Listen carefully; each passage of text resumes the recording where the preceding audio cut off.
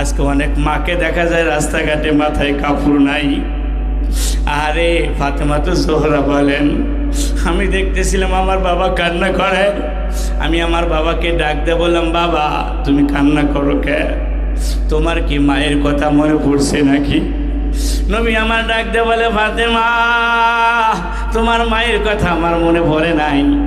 আমি কান্না করতে সেই কারণে, আমি যখন মেরাজে গেছিলাম জান্নাত আল্লাহ দেখাইছে, জাহান্নামের কিনারে যখন আসলাম আমার কানের মধ্যে চিৎকারে আওয়াজ আসতেছে। কে যেন চিৎকার করে, এমন চিৎকারে আওয়াজ, গাদার চিৎকারে চাইতেও ভয়ানক চিৎকারে আওয়াজ। আমি জিবরিলকে ডাকতে বললাম, জিবরিল এই কান্নার আওয়াজ কোত্থেকে আসে? জিবরিল আমার ডাকতে কই, ইয়া রাসূলুল্লাহ এই কান্নার আওয়াজটা জাহান্নাম থেকে আসতেছে। কে কান্না করে? এমন বৃষ্টি ভাষায় কে কান্না করে? কান্নাটা তো আমার কান সহ্য করতে পারতেছে না। নবী আমার জাহান্নামের সিদ্ধি দিয়ে তাকায় দেখেন, একটা মহিলা দেখলাম চুলের উপর পুরা শরীরটারে দাঁড় করে রাখছে, আর পুরা শরীরের মধ্যে জাহান্নামের আগুন ধরে দিছে। আমি জিবরিলকে জিগাইলাম, জিবরিল রে এরা কোন সমস্ত মহিলা যাদেরকে চুলের উপর দাঁড় করাইয়া পুরা শরীরের মধ্যে জাহান্নামের আগুন ধরায় দিছে?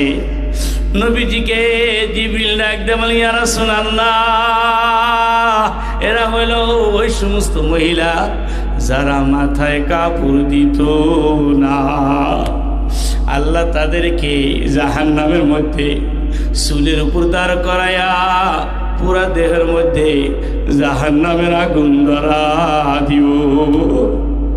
এ মা, এই জন্য তার পায়ে ধরিয়ে বলি, মা মাথায় থেকে কাপড় খুলিস না, মা খুলিস না, মা কষ্ট করে মাথায় কাপড় দিয়ে রাখ। আল্লাহর পয়গম্বর বলেন, যে সমস্ত নারীরা মাথার মধ্যে কাপড় দিয়ে চলবে কাল কঠিন কিয়ামতের ময়দানে, যেদিন আরশে আজিমের ছায়া ছাড়া কোনো ছায়া থাকবে না, ওই দিন যে সমস্ত নারীরা মাথায় কাপড় দিয়ে চলবে আল্লাহ তাদেরকে আরশে আজিমের নিচে ছায়া দিবে। চিল্লা কান্না মারহাবা।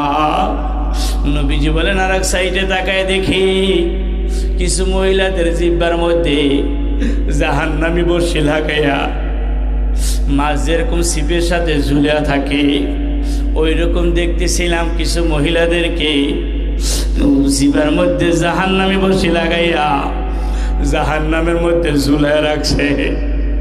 আমি ডাকতে বললাম, জিবরিল